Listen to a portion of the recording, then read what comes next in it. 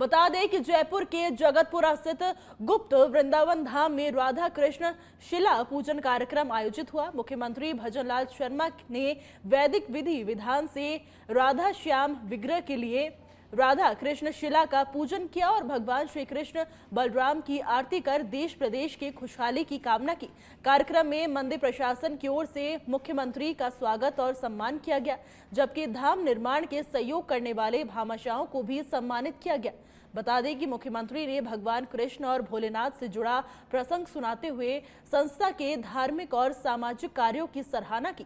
करीब 6 एकड़ में 17 मंजिला धाम का निर्माण हो रहा है, जो 2027 तक पूरा होने का लक्ष्य है। वृंदावन धाम की खास ये बात है कि सिर्फ एक मंदिर ही नहीं, एक सांस्कृतिक केंद्र रहेगा, जहाँ पर हम लोग ने प्लानिंग की है करीब 15,000 से 20,000 लोग डेली आ पाएंगे। 900 कार पार्क की व्यवस्था की गई है और ख़ासकर जयपुर के टूरिस्ट मैप पे ये मंदिर आ जाएगा। कोई भी व्यक्ति, कोई भी शहर से, कोई भी जात से, कोई भी धर्म का हो, वो जयपुर आएगा तो जरूर इस मंदिर में आएगा दर्शन के लिए। और मेरा ये मानना है कि जब वो कोई भी व्यक्ति इस मंदिर में आएगा तो कुछ ना कुछ सीख के ट्रांसफॉर्म होके। वहीं जयपुर में राजस्थान आयुर्वेद नर्सिंग परिषद की आधिकारिक वेबसाइट का लोकार्पण उप मुख्यमंत्री एवं आयुष मंत्री डॉक्टर प्रेमचंद बैरवा ने परीक्षण के सभागार में किया। इस मौके पर उन्होंने कहा कि वेबसाइट के शुरू होने से परिषद की कार्यप्रणाली में गुणवत्ता, पारदर्शिता और आधुनिकता आएगी तथा सभी महत्वपूर्ण सूचनाएं अब एक क्लिक पर उपलब्ध होंगी। राजस्थान आयुर्वेद नर्सिंग परिषद के रजिस्ट्रार डॉक्टर प्रेम नारायण शर्मा ने बताया कि परिषद के इतिहास में पहली बार आधिकारिक वेबसाइट शुरू की गई है।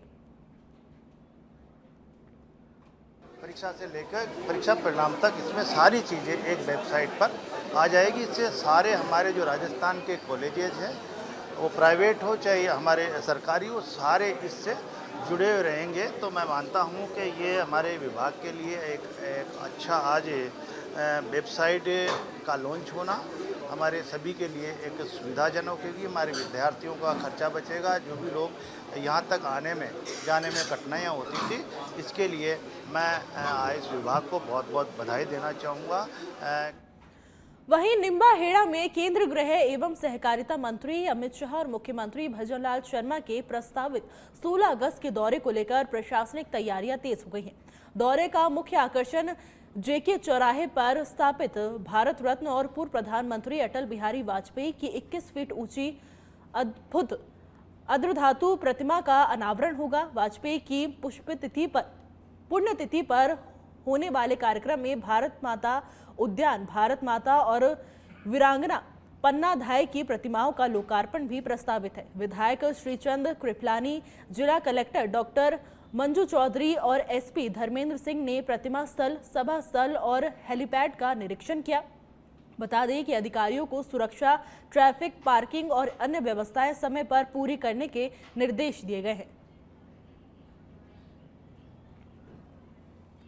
वहीं प्रदेश कांग्रेस मुख्यालय में ओबीसी विभाग की प्रदेश कार्यकारिणी और जिला अध्यक्षों की बैठक आयोजित हुई। बैठक के बाद निकाय और पंचायत चुनाव में ओबीसी आरक्षण से जुड़ी रिपोर्ट को लेकर कांग्रेस ने सरकार पर सवाल खड़े किए। पीसीसी चीफ गोविंद सिंह डोटासरा और नेता प्रतिपक्ष टीकाराम जूली ने रिपोर्ट को लेकर सरकार की कार्यप्रणाली पर गंभीर सवाल उठाए। बता दें कि डोटासरा ने कहा कि रिपोर्ट 3 महीने में आनी थी, लेकिन इसे तैयार होने में करीब 1.5 साल लग गया। उन्होंने रिपोर्ट के आंकड़े लीक होने पर भी सवाल उठाया। डोटासरा ने पूछा कि आयोग ने ओबीसी आबादी का आकलन किया है या जातिगत जनगणना की है। देखिए, पहली बात तो 3 महीने में आने वाली रिपोर्ट 13 महीने में आई। प्रशासक लगाने पड़े, ब्यूरोक्रेट्स को पावर दिए गए, ब्यूरोक्रेट्स ने जम करके भ्रष्टाचार किया, चुने हुए जनप्रतिनिधियों को घर बैठना पड़ा। पहली बात। दूसरी बात, ओबीसी आयोग की रिपोर्ट का किसी को कुछ पता नहीं है, न्यूज़पेपर वालों को सब पता है। मतलब ये कौन सी सरकार है? अरे सरकार तो लीक थी, ओबीसी आयोग की रिपोर्ट ही लीक हो गई। इसे कहीं ऐसा तो नहीं है कि ये ओबीसी को ही आपस में लड़ाने का काम कर रहे हो। ये चुनाव के लिए कुछ भी कर सकते हैं, तो इसलिए ज़रूरी है। मैंने 3 दिन पहले भी इस बात को कहा था, जिस दिन कैबिनेट में ओबीसी की रिपोर्ट आई थी, कि आप इस रिपोर्ट को सार्वजनिक करिए। आप बताइए कि रिपोर्ट क्या है, आप किसी को बता ही नहीं रहे हो। पहली बात तो आपने इसको खूब डिले किया। हमारे प्रदेश स्तरीय संगठनात्मक बैठक ओबीसी विभाग की हुई है, उसके अंदर निकाय और पंचायत चुनाव के ऊपर विस्तृत चर्चा और जिस प्रकार ओबीसी आयोग जो राजनीतिक अभी रिपोर्ट आई है उसके ऊपर भी चर्चा हुई है। हम सब ने आज ये प्रण लिया है कि पूरे राजस्थान के अंदर निकायों में पंचायत राज के जो चुनाव होंगे उसके अंदर ज़्यादा से ज़्यादा हमारे लोगों को जितवा करके भेजें और हमारा जो संगठन है उसको भी आगे हम अभी बूथ स्तर तक ले जाने का काम और इकाई स्तर तक ले जाने का काम भी आज की इस मीटिंग के माध्यम से हमारे। वहीं जयपुर के प्रताप नगर सेक्टर 4 स्थित गृह रक्षा परीक्षण केंद्र परिसर में हरियालो राजस्थान कार्यक्रम का आयोजन किया गया। कार्यक्रम में मुख्य अतिथि के रूप में गृह रक्षा के महानिदेशक एवं महासमादेष्टा अनिल पालीवाल IPS शामिल हुए। इस दौरान IG Rajesh Meena, DCG Badurao Meena, commandant Jaipur Swati Sharma सहित गृह रक्षा के अधिकारी, स्थायी स्टाफ और स्वयंसेवक मौजूद रहे। मुख्य अतिथि ने पौधारोपण कर अधिकाधिक वृक्षारोपण के साथ लगाए गए पौधों के संरक्षण और देखभाल का संदेश दिया। उन्होंने कहा कि पौधे लगाना ही पर्याप्त नहीं बल्कि परिवार के सदस्य की तरह उनका पालन पोषण जरूरी है। कार्यक्रम में स्वयंसेवकों और स्थायी स्टाफ ने विभिन्न प्रजातियों के पौधे लगाए और स्वयंसेवकों को पौधे वितरित किए।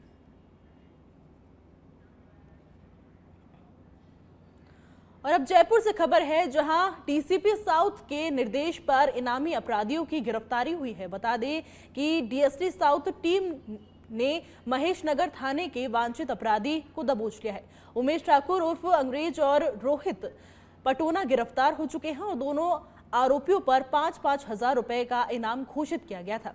DST प्रभारी विशंभर दयाल के सुपरविजन में कार्रवाई की गई है।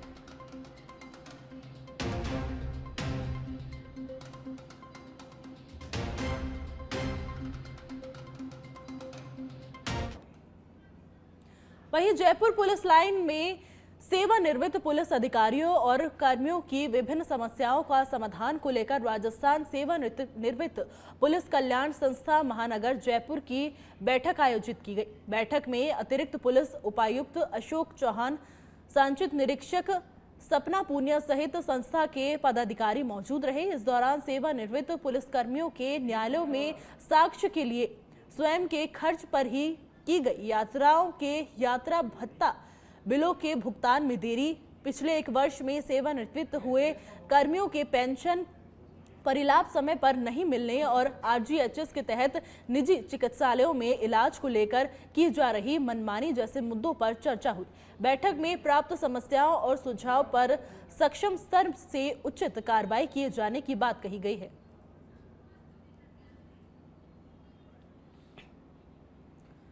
वहीं सिरोही जिले में फसल बुआई के ऐन समय पर किसानों की मुश्किलें बढ़ती हुई नजर आ रही हैं। बता दें कि निजी बिजली कंपनियों की ओर से काश्तकारों के खेतों के बीच से हाई टेंशन बिजली लाइनें निकाली जा रही हैं। खेतों में पोल और टावर खड़े किए जा रहे हैं। वहीं हाई टेंशन तार खींचने का काम भी जारी है। कैलाश नगर, मंडानी, अखापुरा सहित आसपास के कई गांवों के किसान इसको लेकर परेशान हैं। किसानों का कहना है कि बुआई के महत्वपूर्ण समय खेतों में पोल, टावर और बिजली लाइन का काम होने से खेत जोतने और फसल बोने में परेशानी आ रही है।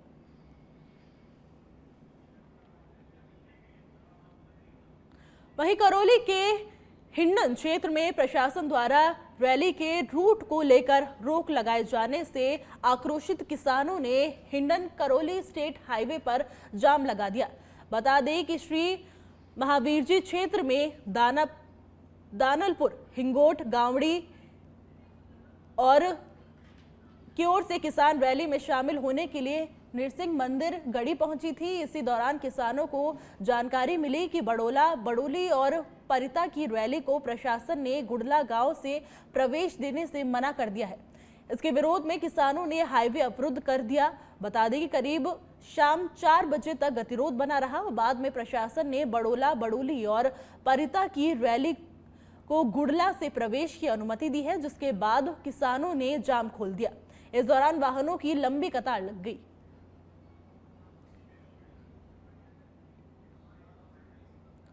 वहीं श्रीगंगानगर के पदमपुर सहित श्री करणपुर विधानसभा क्षेत्र में संत शिरोमणि गुरु रविदास जी महाराज की 650वीं जयंती के उपलक्ष्य में प्रदेश स्तरीय कलश वंदन कार्यक्रम आयोजित किया गया।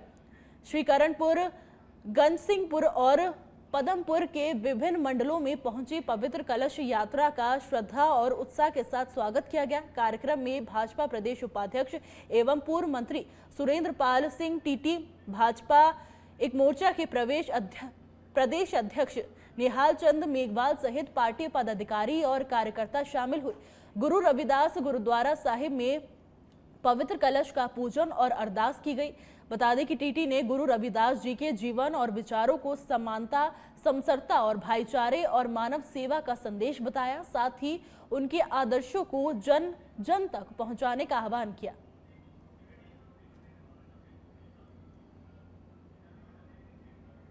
वहीं नागौर पुलिस ने अवैध मादक पदार्थों की रोकथाम के लिए चलाए जा रहे अभियान के तहत बड़ी कार्रवाई करते हुए एमडीएमए की खेप बरामद की है। बता दें कि कोतवाली थाना क्षेत्र में पुलिस ने 2 अलग अलग कार्रवाई में कुल 590.15 ग्राम एमडीएमए जब्त किया है और 10 अगस्त को दीप कॉलोनी में पुलिस ने एमडीएमए बनाने की फैक्ट्री का भांडाफोड़ करते हुए 380.15 ग्राम एमडीएमए बरामद की थी और 28 वर्षीय महेंद्र को गिरफ्तार किया था। मौके से पिस्टल, जिंदा कारतूस, 3 खाली खोल एमडीएमए बिक्री से जुड़े हैं। 1,80,500 रुपए केमिकल और निर्माण में इस्तेमाल होने वाली सामग्री बरामद हुई है। इसके अलावा प्रतिबंधित ट्रामाडोल कैप्सूल और करीब 25 लीटर केमिकल भी जब्त किया गया है। दूसरी कार्रवाई में 201 ग्राम एमडीएमए बरामद हुई। दीप कॉलोनी नागौर है, दीप कॉलोनी नागौर में महावीर है, इसके घर में ये फैक्ट्री पकड़ी गई।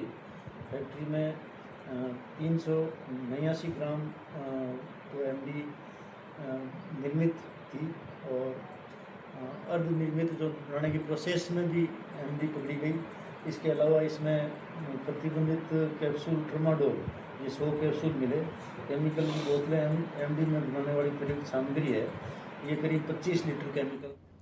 वहीं कपासन में सावन के दूसरे सोमवार पर आस्था का सैलाब देखने को मिला। बता दें कि मातृ कुंडिया स्थित मांगलेश्वर महादेव से सोमेश्वर महादेव के लिए महाकाल सेना के तत्वाधान में कावड़ यात्रा निकाली गई। कपासन के 5 बत्ती चौराहे पर पहुंचने पर भाजपा पदाधिकारी और कार्यकर्ताओं ने कावड़ यात्रियों का पुष्प वर्षा और जयघोष के साथ भव्य स्वागत किया। वहीं क्षेत्र के विभिन्न शिवालयों में सुबह से श्रद्धालुओं की भीड़ उमड़ी और रुद्री पाठ, जलाभिषेक और दुग्धाभिषेक का दौर चलता रहा। बता दें कि कपासन थाने परिसर स्थित बिबलेश्वर महादेव मंदिर में थाना अधिकारी सुनील शर्मा के नेतृत्व में पुलिस जवानों ने सरस्वर रुद्री पाठ कर भगवान शिव का जलाभिषेक किया। सोमेश्वर महादेव सहित विभिन्न मंदिरों में श्रद्धालुओं ने अच्छी बारिश, सुख समृद्धि और परिवार की खुशहाली की कामना की।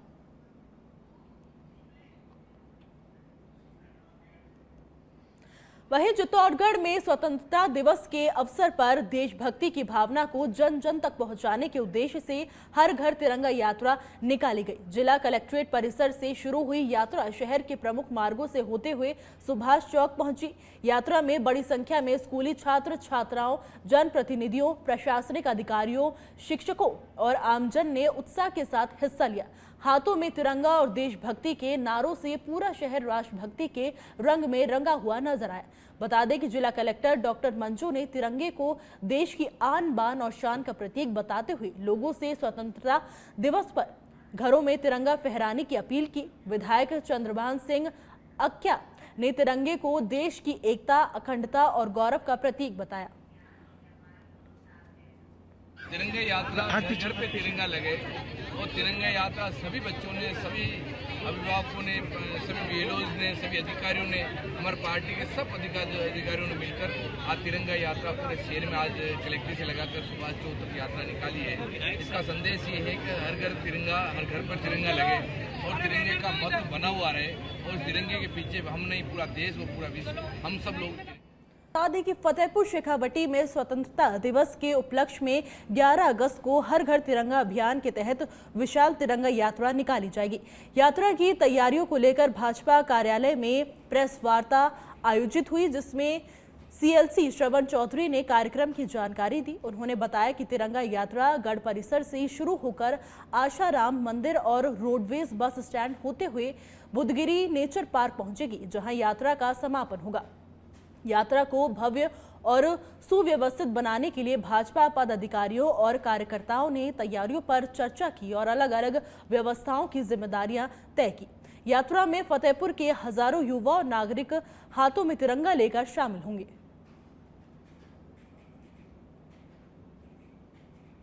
2026 को सुबह 9:15 बजे फतेहपुर गढ़ प्रांगण से तिरंगा यात्रा, पैदल तिरंगा यात्रा का शुभारंभ होगा। विधानसभा क्षेत्र के सभी लोग, इसमें पार्टी का प्रोग्राम नहीं है, तिरंगा का प्रोग्राम है, देश के सम्मान का प्रोग्राम है, हम सभी को इसमें सादर आमंत्रित। वहीं धौलपुर जिले के बाड़ी बसेड़ी रोड पर कोल्ड स्टोर के पास सड़क हादसे में बाइक सवार बुजुर्ग पिता, बेटे और बहू घायल हो गए। जानकारी के अनुसार बसेड़ी के हरजूपुरा गांव निवासी अतर सिंह जाटव अपने बेटे अमरीश और बहू पूजा के साथ बाड़ी अस्पताल आए थे। वापस गांव लौटते समय तेज रफ्तार मिट्टी से भरे ट्रैक्टर ने उनकी बाइक को पीछे से टक्कर मार दी। हादसे में अतर सिंह गंभीर रूप से घायल होकर मिट्टी में धंस गए, जबकि अमरीश और पूजा को भी मामूली चोटें आई हैं। स्थानीय लोगों ने तीनों को बाड़ी अस्पताल पहुंचाया, जहां प्राथमिक उपचार के बाद जिला अस्पताल धौलपुर रेफर किया गया है। हादसे के बाद ट्रैक्टर चालक मिट्टी सड़क पर खाली कर फरार हो गया।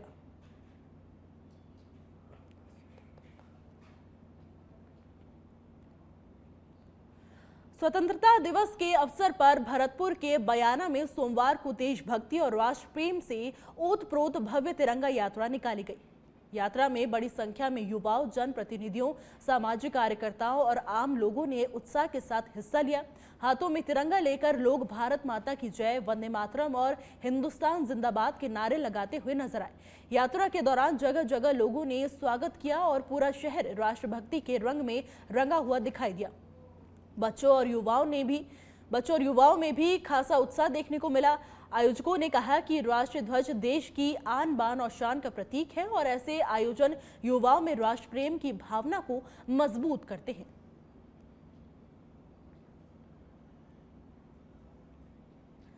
वहीं धौलपुर के बसेड़ी सामुदायिक स्वास्थ्य केंद्र से पीएससी और जच्चा वार्ड को अनंत्यत स्थानांतरित किया जाने की जानकारी के बाद क्षेत्रवासियों में आक्रोश बढ़ता जा रहा है। लोगों ने मुख्यमंत्री और स्वास्थ्य मंत्री के नाम एसडीएम को ज्ञापन सौंपकर दोनों सुविधाओं को बसेड़ी अस्पताल परिसर में ही यथावत रखने की मांग की है।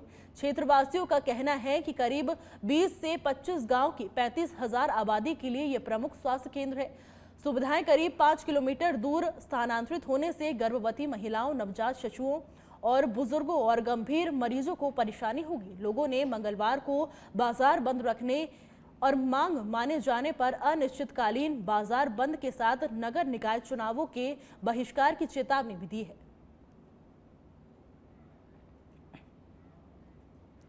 वहीं धौलपुर जिले के बाड़ी कस्बे में हर घर तिरंगा हर दिल तिरंगा अभियान के तहत सोमवार को भव्य तिरंगा यात्रा निकाली गई। नगर पालिका की ओर से आयोजित यात्रा को उपखंड अधिकारी अमित कुमार वर्मा ने तिरंगा दिखाकर रवाना किया। यात्रा सीनियर सेकेंडरी स्कूल किला से शुरू होकर शहर के प्रमुख मार्गों से गुजरते हुए पंचायत समिति परिसर स्थित ब्लॉक शिक्षा अधिकारी कार्यालय पर समाप्त हुई। एसडीएम ने बताया कि अभियान का उद्देश्य युवा पीढ़ी को देश के इतिहास और स्वतंत्रता आंदोलन से प्रेरणा लेने का अवसर देना है। नगर पालिका ईओ दीपक गोयल ने बताया कि 11 अगस्त को तिरंगा प्रदर्शनी और मेला, 12 और 13 अगस्त को विभीषिका कार्यक्रम, 14 अगस्त को सांस्कृतिक कार्यक्रम और 15 अगस्त को स्वतंत्रता दिवस समारोह आयोजित होगा।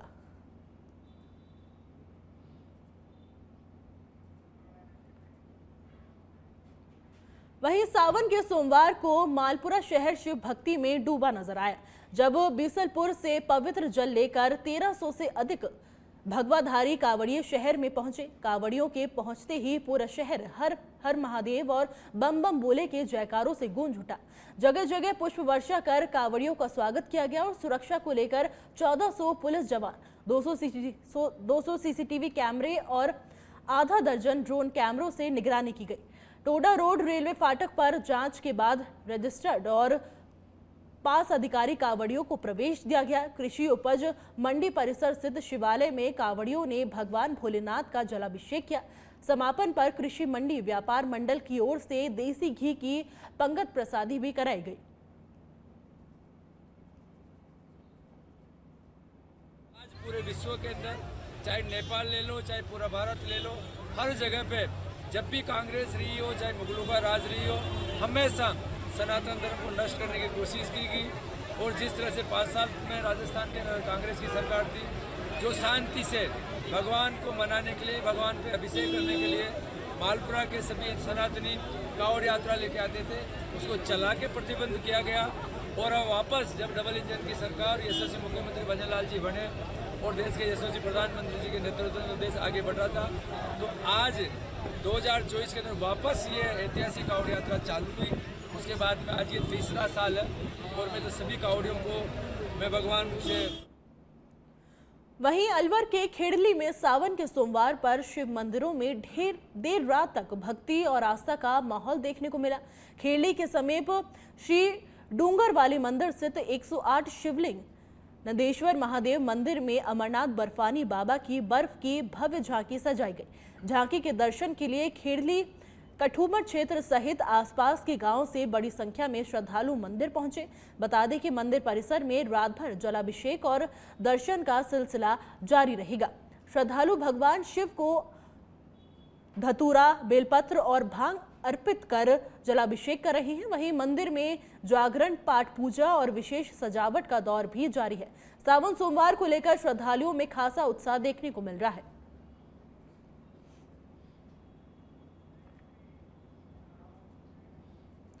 वहीं अजमेर जिले के अराई कस्बे के खापरिया तालाब में सोमवार को एक युवक का शव पानी में तैरता हुआ मिलने से इलाके में सनसनी फैल गई।